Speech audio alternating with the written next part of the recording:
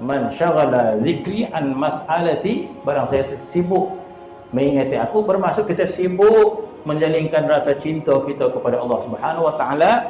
Yang penting cinta kita kepada Allah Subhanahu. Tidaklah seseorang itu mencapai darajat cinta kepada Allah kecuali banyak zikirnya.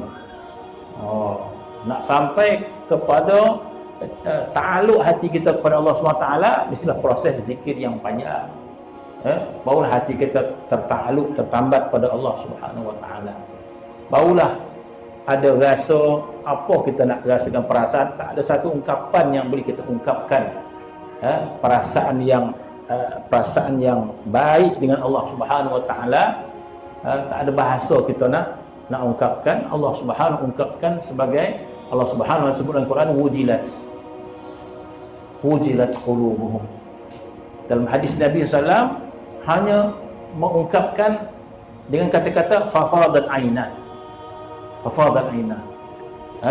Orang yang menyebut nama Allah Subhanahu wa taala fafadat aina, maka bergenang air mata dia. Kita nak huraikan apa makna menyebut nama Allah Subhanahu, mengalirkan air mata, maka kita ungkapkan perasaan cinta, perasaan apa.